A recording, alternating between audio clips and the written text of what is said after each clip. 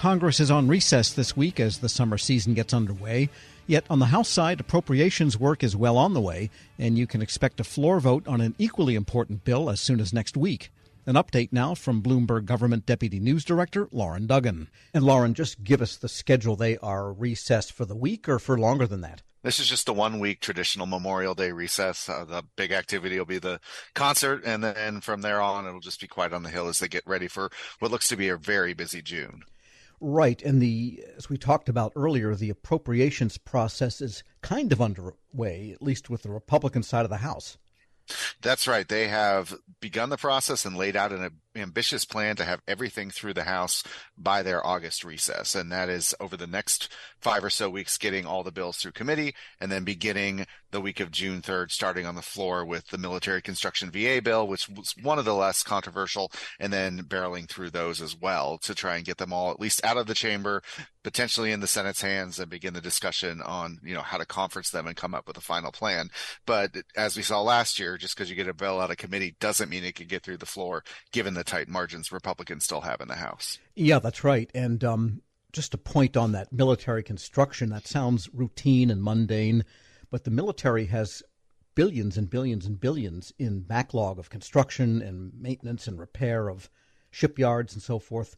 Is that at all reflected, as far as we can tell, that need at this point? It's one of the areas where there's agreement, I think, to spend a little bit more, $18 billion for that. And that covers everything from construction at military facilities here and in places like Guam outside the mainland U.S. And it's for family housing and also for some other international commitments. So that's an area where they are spending some money. And then the Veterans Affairs Department, another area where there's often growth. And some of that's mandatory spending. And there's also this where they give a year in advance funding there. But, there's still room for some disagreement and policy writers, which is, I think, where some of the fights could be even on something like Milcon VA.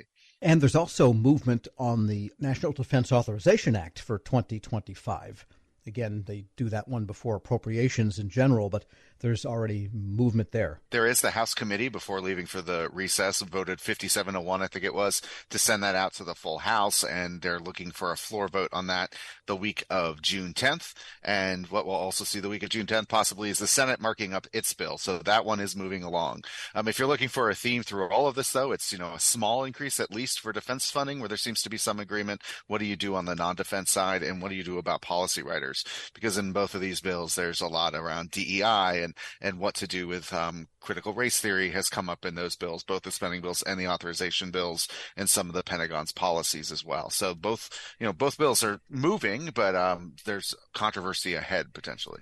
I guess if they really want to muck it up, they could throw in Schedule F, which the OPM has a new rule about, but some lawmakers would like to see that in law. But that's another one of those black and white issues, Republican Democratic issues. That's right. And we might not see action on that, although there's always an opportunity to offer an amendment on these bills, or if House Republicans want to do a bill or Senate Democrats can get the higher majority to do something, they might, but not aware of anything quite yet. But those things do pop up, as you say.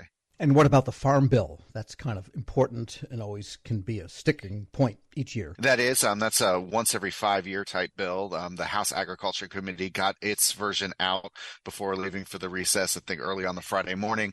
What we're seeing there is not a pretty partisan line bill so far. That's a bill that does unite rural and urban lawmakers just because of the different provisions that are in there, and it covers both crop insurance and nutrition programs and things like that. The cuts that are in there and how you're going to pay for things are some of the sticking points.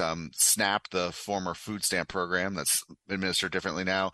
There are some proposed cuts to that, which could be a sticking point as it moves forward. And we'll have to see how that gets resolved. It's one of those things that Debbie Stabenow in the Senate is the Senate Agriculture Chair, retires after this year, may want to push to get that done while she still has the gavel. But anything that gets through on that is going to have to be bipartisan just because of the split in Congress and the administration. We're speaking with Loren Duggan, Deputy News Director at Bloomberg Government.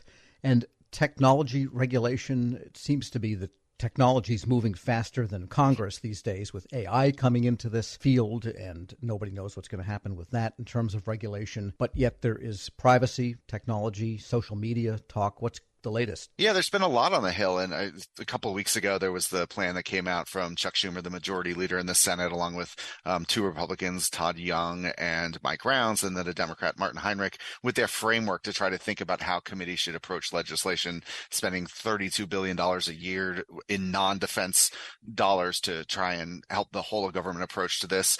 And they're slower there, but what they're also seeing is states doing a lot on AI, including the Colorado governor signed a pretty wide-ranging bill that even as he did, he said, I think this goes farther than it needs to, and we should talk about this more, and the federal government needs to get involved here. So there's pressure on AI. There's some deal-making on privacy legislation with Republican Kathy McMorrin Rodgers in the House, and then Maria Cantwell, a Democrat in the Senate, coming together on a bill that's pretty wide-ranging as well, and that's gone through subcommittee in the House, and we'll see if there's traction there. So there's a lot of pressure to do something here. Technology is in everybody's lives, and there's a lot of fears and opportunities seen. So I do think this is one of those bright spots that if people can line up, get together, and maybe get in rooms and talk about how to do this, there is an opportunity. And then one last thing is Section 230, which is this tech liability shield. There's even a bipartisan agreement among two top House people to maybe sunset that in like a year and a half. And that would force Congress to maybe come back to the table and figure out what to do about the tech liability shield that internet companies have. So a lot happening there. Our tech reporter is certainly very busy covering all these things. That protection then shields some of the mediums for what is said by the media that might be using that transmission medium. Right. It's a little bit of protection for them so that if, somebody goes off on your platform, you're not necessarily held responsible. But there's a lot that goes into that and some concerns about how that might be exploited or used. And there's bipartisan agreement that maybe something needs to be done, but I don't think it's clear what that next thing would be yet. But forcing action, as we know, deadlines drive action in Congress. They would create a deadline that would potentially force that action. And getting back to the AI issue, it's interesting that they're talking about some form of regulation of that, even as it is still emerging and still is a potential for trillions of dollars in economic value, if you believe some of the estimates. Whereas for social media, for example, those platforms, some of them were around for 20 years before Congress noticed. Right. And Congress is often behind, and they don't, there's a lot of people who don't want to do any harm by putting something in today that restricts future growth or development. But there are concerns about AI, and where there is even consensus around curtailing AI and deepfakes in elections. We've seen some talk about that on a bipartisan basis to prevent ads being made that, manipulate the president's voice or pretend to be Donald Trump or something like that. So there are these areas of concern, but also they don't want to stifle opportunity because, like you say, there's a lot of potential economic impact from AI across industries. And by the way, does Speaker Mike Johnson of the House look like he's pretty much in the job now for a while? The unpleasantness around the last Marjorie Taylor Greene effort to oust him, which was killed pretty quickly, there doesn't seem to be any repeat of that coming.